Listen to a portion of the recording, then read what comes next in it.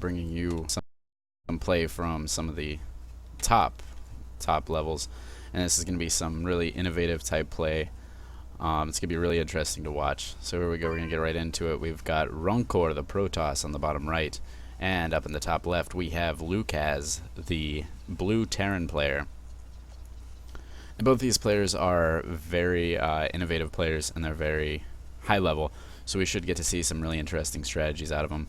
Looks like we're going to go for a pylon on the low ground, not something you see normally in a Protoss versus Terran. So we'll see how he makes this work. This should be really interesting to see how he follows this up. He is cutting back on probes. There we go, resuming probe production, so he might be going for some sort of early forge and get a forge defense up there. We'll see how he plans to deal with the Reaper harass, as they can ride right up here. So we'll see how he positions his buildings. And like I said, just getting really creative right off the bat here. Terran player going for a really fast gas before barracks.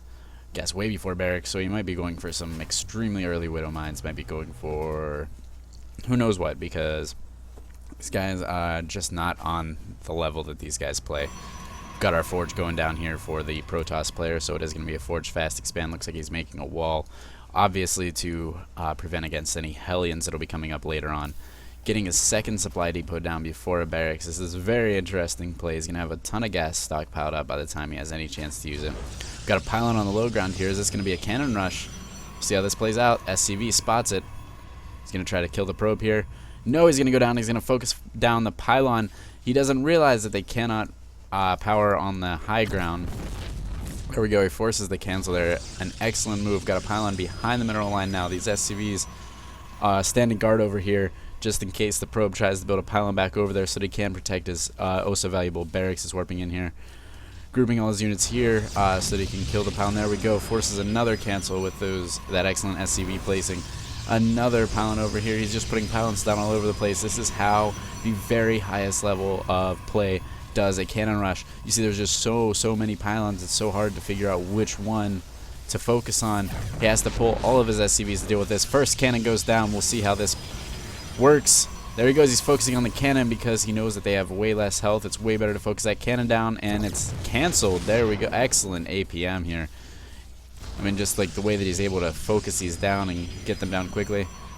And he's going to move his SCVs to block. The probe would want to go over here and put down a pylon, but he's stopping that.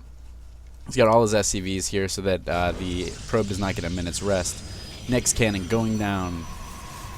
And he does not quite get the block that he was going for, but he focuses that cannon down anyway. We're seeing lots of money wasted here, but also lots of mining time lost. We don't see a lot of probe production, so he's really committing to this cannon rush. SCV is scouting the lack of probe production, so he's going to know exactly what's going on there. Marine out now. That should put an end to this cannon rushing once and for all. The probe is dead. Now it's just a matter of time before these get cleaned up. He's putting a gateway down now to follow up defense. A lot of times Terran's going to want to respawn with unit pressure after a cannon rush. This is simply going to prevent that. Chasing the SCV out to prevent a bunker rush. Very good move here. Only leaving one worker so that he keeps up his income. He doesn't want to commit too much to getting rid of that SCV. So here, 2 Marines out now. These pylons are going to go down very, very quickly, relatively speaking, as opposed to just having the SCVs do it. Plus, there's a lot more income when the SCVs are still mining. You can see he's queuing up a lot of SCVs to make sure that he doesn't miss any SCV production. He can focus more on his micro now. Very good play there. Still see no expand. He might be trying to fake out the Protoss player. He might just be saving up a little bit. We'll see. He does have quite a bit of money here. He's going to be throwing out a cybernetics core, getting that mothership core out, getting that stalker out. He's throwing a zealot out here just for defense for right now. Zealots are very good against if they can get in range of those Marines. But since he has all these workers queued up, we can assume that the Marine micro will be top notch. He'll be able to focus fully on that micro. We have a factory and a second barracks coming down. We'll see he's going to be able to start Widow Mine production right away. More Marines on the way out. He did not opt to go for the Reaper, which is too bad because it probably could have ended the game right here. But he's going to be focusing more on the late game, long-term type play. See, he has the upgraded Zealot image, so we're dealing with a level 30 Protoss here. That's something intimidating indeed. We do not have the upgraded skin for the Terran player, so he's definitely facing somebody a little bit more seasoned than he is in the Art of War. Cannon going up, great placement. With Terran, you want to put your cannons as part of your wall whenever you're trying to wall off a Forge Fast Expand against the Terran, because they have the ranged units. Unlike the Zerg, who have to get up close to your wall, you can put the cannons back here and be perfectly safe. Not the case when you're dealing with a Terran player. Let's get us 2 Zealots out. These will be able to scare away Marines while the cannon does the dirty work. We've got another gateway coming down here. Starport just about finished here for the Terran player. We're going to start seeing some Widow Mine drops, which can be incredibly hard to deal with, especially when your tech is delayed as much as our Protoss players is.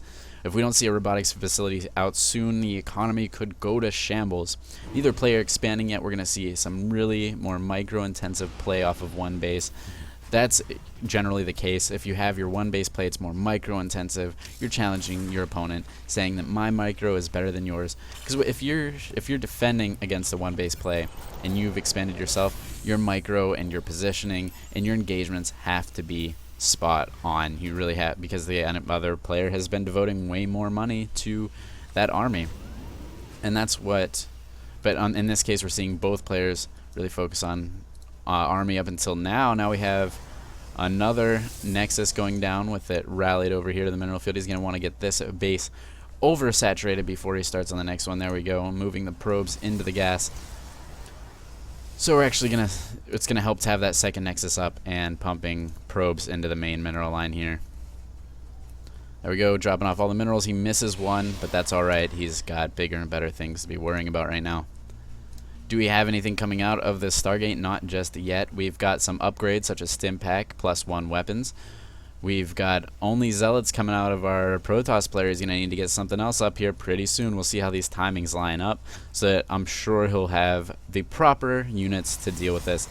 Aside from that robotics facility, we aren't seeing that out yet, which will be really tough to deal with these Widow Mines. He needs to get a cannon up in the mineral line if he's going to opt for a later robotics facility, just so that he doesn't lose all these probes to these Widow Mines. We've got a tech lab now, so that means siege tanks usually, but apparently this is just going to be for the Widow Mines. I don't believe that the Widow Mine needs the tech lab, so we'll see what he's planning for that. No, actually I'm quite certain that it doesn't need the tech lab. So we'll see what his big plans are for this. He's probably going to transition into some siege tank play. We're going to see a really mech, I guess mech and bio play here, judging from his unit composition so far. Saving up a lot of money so he can throw that on that expand here any minute now once he feels a little bit more secure. He's obviously a little bit shaken up by the probes harassment, because something like that, you know, you never know how good was the economy back home after that. Protoss have the chrono boost, can be super overpowered. I mean, you're so far behind in those probes, just chrono boost them out. Now you're matching up with the Terran player. And we are seeing the mules though, and mules are also extremely overpowered. They can, I mean, why even build SCVs? You can just buy mules for energy. That's not even money. That's a way better investment into your economy. See, he's just going to stop here at 18 SCVs. This is the old magic number. Now people seem to be leaning towards 16. If you pair up your workers correctly, then 16 is a better number. 18 is a little bit safer. There we go, getting more workers, sending a guy to lose his gas. Just throw the gas on the floor. That's not important to me right now. I need you to get more minerals, and that's what he's focusing on. Just getting that constant SCV production out. He's gonna really gonna want to expand here. He's putting the Widow Mine out here. That should defend against everything, because Widow Mines do a huge amount of damage, huge amount of splash damage. So any sort of aggression from here to here is basically just going to be entirely shut down by this Widow Mine. So he's perfectly safe to expand here. No threat at all. Got a lot of Zealots. We're going to be seeing maybe some Charge Lot Archon. Who knows? Like I said, these players just have the craziest, most innovative strategies I've ever seen. Now he's going to leave a little gap here, so if he misrallies this Nexus, he can get probe stuck here. But when you're playing at the level that these players are playing, you don't really have to worry about that. You don't misrally things. You just don't. Getting charge on the way, which is good. That's why we're seeing all these zealots. We're going to be able to see a nice surround on any units that come out. We're seeing a bio drop. I'm surprised here. I thought we would have Widow Mine drops, but of course the Protoss player, he would assume that the Protoss player is expecting that. Getting some DTs out, so we're going to see Zealot Archon at the very least after some DT harass. We do have a full wall off, so it's going to be hard to get those DTs in there. There's not even a supply depot that could possibly be left down on accident, because he knows that that's a possibility, and that's something that Protoss players like to exploit with their DTs. So he's keeping a full wall off with all kinds of buildings that just don't lower into the ground. He's going to have to lift off his barracks to let his units out. It's just it's a little bit more micro-intensive. Ooh, I'm missing this drop here. Probes just falling all over the place. He is going to see the charge research is done, and the bio just melting away. But he did get a lot of the probes there. It's hard to say whether it's worth it or not. We'll see how he follows this up. Stalker's coming in to take care of that dropship. Is he going to opt? He will focus down the dropship. He doesn't want these units flying out of there because he knows he can beat them. With the upgrades looking like no upgrades. 1-1 from the Terran player. That's why he was able to knock out these shields. It's good to get the shields down because the Protoss units are just a little bit more wary when they have their shields down. It's a little bit scary to not have your shield. I don't know if you've ever been in medieval combat in real life. You'll know that getting your shield knocked out of your hand is something that's very frustrating to deal with. Approaching the 15-minute mark here, we've already seen a third. This is a very, very fast third. Getting his gas down, he's really going to start he's going to want to start focusing on those gas heavy tech heavy units that the Protoss players like to get. Small little engagement here. See the Widow Mine surprisingly not destroying everything with its one shot there. A little hole left in the wall. This is going to be devastating. Those units loading up into the bunker. Will he get the SCVs down there to repair it? It doesn't look like he will. The first bunker will fall. He can load up into his spare bunker. Load up. There we go. He's into his spare bunker. Does he know that these DTs are out? There he goes. He scans it. He knows that they're there, and it's just a matter of time before this Protoss push is cleaned up. At this point, though, the tech is so good for our Protoss player that the Zealot Archon army that he'll be able to warp in any day now will be enough to hold off any counter aggression. Looks like he's going to just let this bunker stay there. They can salvage them, so what's really the point of wasting minerals repairing them when you can just salvage it, get 75 minerals back instead of spending 75 minerals repairing it. Just brilliant play all around, leaving this SCV here in case he should have to emergency repair it should another big push come. Because this Terran player realizes how overpowered Protoss can be at this juncture. He hasn't been able to scout here because of the infrequent pressure that's being applied to him. He can't get out there to scout these pylons that may or may not be out here. He doesn't know what kind of warp-ins that the Protoss is going to be able to do. So he's just staying here. Because he knows that his micro is so good, he's opting not to put missile turrets in his mineral line, which I would suggest for anybody who's not quite at this level of play. You want to put these missile turrets up here to attack those DTs once you know that that's the play that your Protoss player is going for. He's going to keep these as DTs because he knows that there haven't been Ravens out yet. And supposing that the Terran player has his mules on the money, which he does, you can see all 6 mules down there mining. Perfect usage of energy here. So he's not going to have the energy for scans. He's going to keep these DTs in the army. They do have high damage output. They don't tank a lot of damage, but that's what your Zealots are for. That's why he's getting only Zealots and DTs. The Zealots are going to go in first, soak up the damage. DTs are going to come in, slice up the army into pieces. I don't know if you've ever seen the death animation when somebody's been sliced up by a DT, but it is gruesome. Put down these gas just in case there was a scan going down that would reveal his base. Player would see that it's a gas-heavy build. It would start getting ready for some tech-based play. What he does instead, though, is just focuses strictly on the minerals at this third base and focuses on still a Zealot-heavy army. There we go, getting all kinds of Archons because of this 3-base economy that's finally kicking in here. Seeing this is quite a large force to deal with at only the 19-minute, 30-second mark. Gonna see some multi-pronged aggression here. Drop going out this way, 2 Hellbats. I mean, they'll just be able to drink up these mineral lines here in no time. This wall off is going to do more to hurt him than to help him. We'll see how this plans out. Oh, I thought he maybe saw it coming, was pulling those probes, but no, he's just starting to get that gas. Now he's going to transition into that tech heavy build. And here we go. There we go. Hellbats, boom, soaking everything up. Some more Stalkers warping in. He's going to want to get out of there quickly. No, he's not. He knows that Hellbats are just going to be able to roast away one more probe if he focuses it. No, he does not. That's all right, though. These probes are damaged. That's all he wanted to do. Now, there you go. See the afterburners igniting there? And now he's going to go in and do his other aggression now that he knows that the Protoss player used his last warp in over here. And there we go. The Protoss player just happened to use another warp in at the front here. He's going to have to move this whole army back. This doorway isn't big enough for the Archons, but this one is going to choke up the units. Oh my gosh, he's going to have to pull these probes. Let's see it. The workers killed. We have 23 workers killed for the Terran player. Excellent job there. Definitely worth that investment.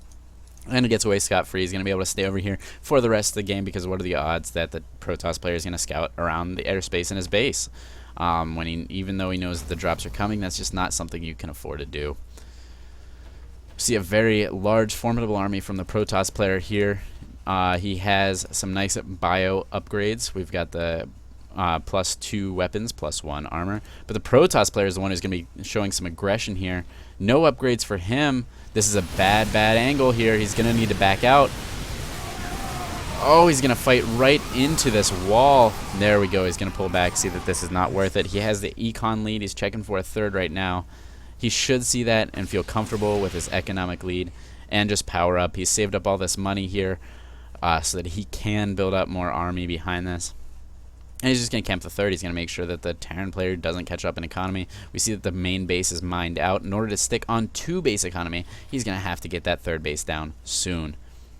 We don't even see another command center out, so that's the Terran player is just going to end this on 2 bases, seems like is his goal here. Sending out some more harassment just to throw the Protoss player off here. Usually harassment-heavy play is to complement a more econ style or a later game focus build. But no, he's going to do the harassment. Then he's going to come through with this giant death push. And we'll see what happens here. Protoss player, where's he going to focus on? Hellbats dropping down. He's going to destroy the economy. We've got Stalkers warping in. That should put an end to this after only half the probes die. There we go, focusing the Hellbats down. Now he's focusing the medevac down. None of these shenanigans. And that's only most of the probes died. Not a big loss there. He does have 3 nexuses to produce these probes. Hopefully, though, he's not feeling pressured to end this here. He still does have the base lead, which is easy to underestimate in this position. You feel like you're behind on workers. I mean, it's hard to resaturate your bases afterwards. It's hard to remember to start building probes again. So we'll see what he chooses to do here. This is definitely not the place you want to engage, though. He's going to have to pull back, and he's going to have to pick an engagement that's good for him. You really need some AoE here. He's going to have to get the Colossi out. The Archons do a little bit of AoE, but they just won't live long enough through this. He's going to send the Archons in first. That's a big mistake. See this Archon already losing all his shields. Pulling back a little bit, trying to bait the Terran out of his base. And losing a couple Zealots for free there. It's already he's freeing up supply because he doesn't want to build that lat. There we go. Now he's got all kinds. He's going to be transitioning into Void Rays. So in another couple tens of minutes here, we're going to see some really great air presence, which is just going to melt away your Hellbats, your Marauders, because they just can't shoot up. He's going to rely on how many Marines does he actually have.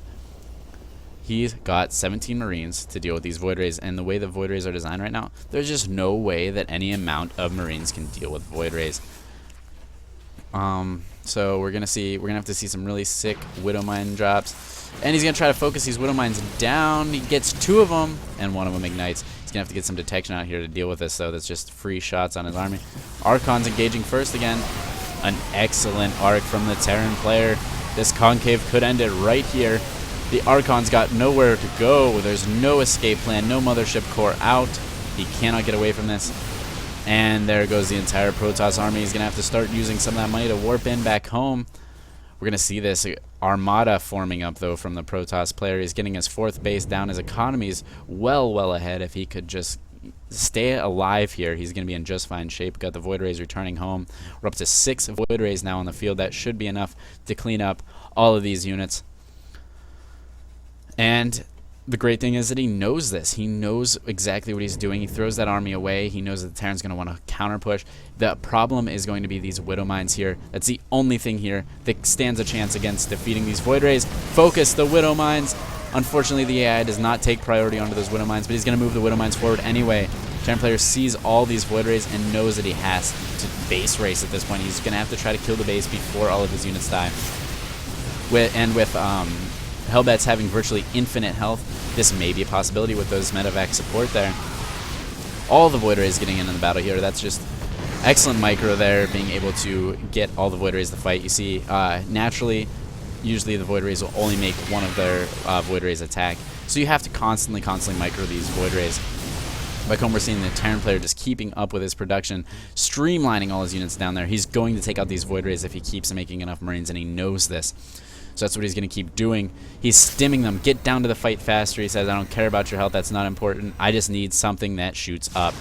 And there we go. Just now he's managed to interrupt the supply line from the Terran player. Terran player taking his 3rd and 4th bases. He's going to get back into this macro game. He realizes that the Protoss player is so far ahead with this that he needs to get that econ to match. He knows his upgrades are ahead. That's going to be his one saving grace here. He's going to be able to hold on to these 2 bases using that upgrade advantage. He was able to take out this base and this base, so he's bought a moment of respite for himself here. He's going to be able to saturate these 2 bases with all the workers that are about to be finished mining his main 2 bases, or his first 2 bases. His main is a natural.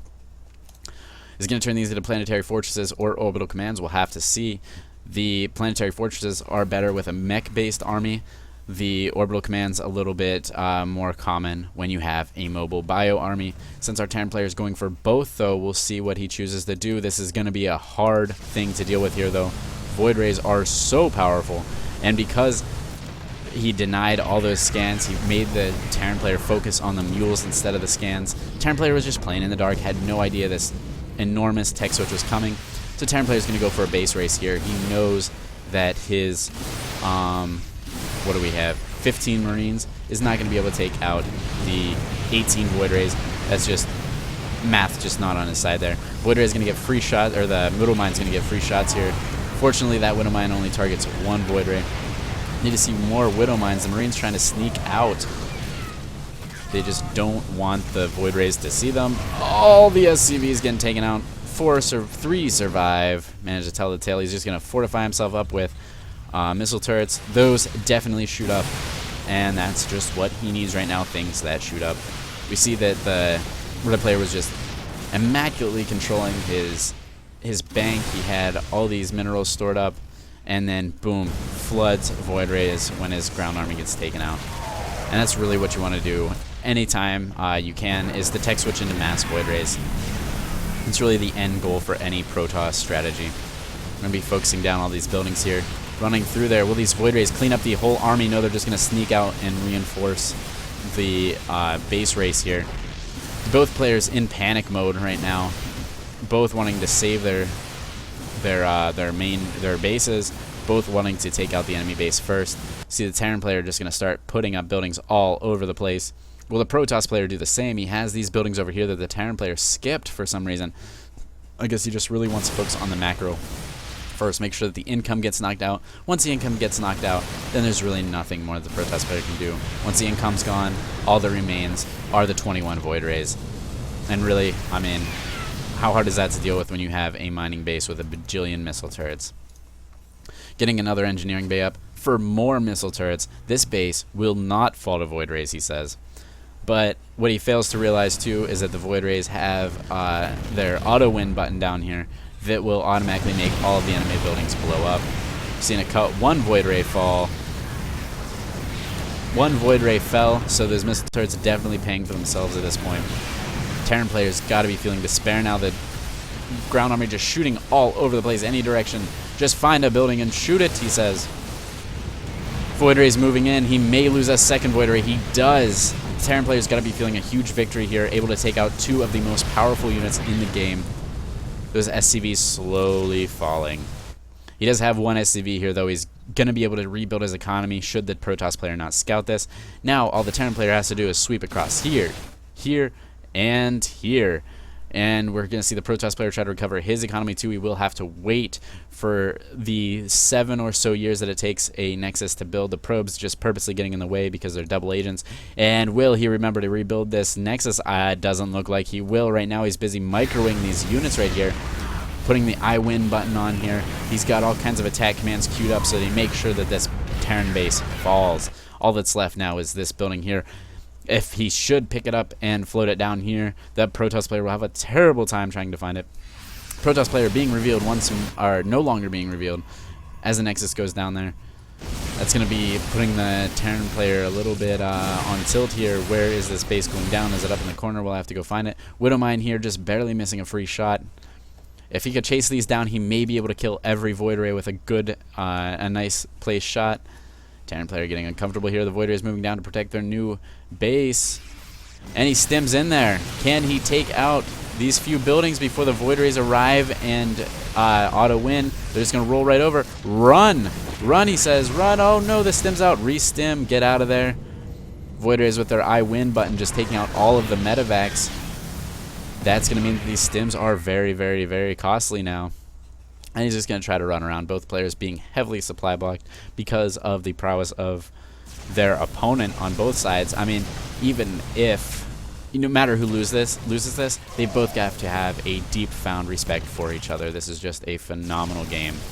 So back and forth. The Void Rays, though, able to just fly all over the place because the only thing more powerful than a unit that can kill everything in a single second is one that can then fly over any obstacles that might provide an escape route. Cleaning up this army here will be the end of it. This Hellion here may be able to go down and roast away all these probes, unless the probes decide to attack. He's going to try to chase them down. There we go. He's just going to slowly chisel away at these units. He needs to run before the Void Rays arrive. Run, run, run, and there it goes. That's going to be it, unless he can build up a big enough economy here. We do have the supply depot down, so he's able to keep building SCVs. He's got a second command center down, so he's going to be able to, as soon as he gets enough money to produce double SCVs, he's going to be able to produce double SCVs. The Terran player, though, or the Protoss player, I'm sorry, I just realized does not have a Nexus down, and he does not have enough for a new Nexus, so this is it for the Protoss player. He's not going to have an economy back up. He needs to find these hidden bases. He's got his probes going around. You are the new Scouts probes. You're going to find out where this hidden base is. And meanwhile, the Void Ray is just going to fly all over. They're going to just put an overbearing, intimidating presence on the map. Should anybody see them, there will be horrible tales told. They'll say, you know, they'll just scare the Terran into submission. Right now, though, this base has been scouted. What will his response be? He doesn't even have enough for an engineering bay to get those missile turrets up. And there we go. He ignites the I win button, and that command center falls. He's going to try to go for these SCVs. No more of these games I've won. Now leave is what these Void Rays are doing here. Getting rid of the SCVs. He doesn't even realize that there's another base down here. Almost 1/16 of the way saturated here. So that's going to be something that he's going to have to contend with in 20 minutes if he doesn't find this within those 20 minutes. I don't believe he knows about this supply depot. He does, but he knows that the supply depot can't get up and leave. So he's just going to leave it there for now. Flying down here, he spots the command center, and it falls almost immediately. And keep in mind that this is with a 0/0/0 Void Rays. If these had upgrades, then you wouldn't even see the building lose health. It would just explode. And without the GG, the Terran player leaves. The Void Rays just proved to be too powerful despite his excellent unit composition. The Terran player just didn't have enough to deal with the spammed Void Rays, which is a problem that a lot of people come into when they're at this high level of play. So thank you for joining me. I hope you guys took some notes, learned a few tips on playing either race. Really nothing the Terran player could have done there. He played it perfectly, but Protoss are just too powerful. So thank you for joining me, and I will see you guys next time.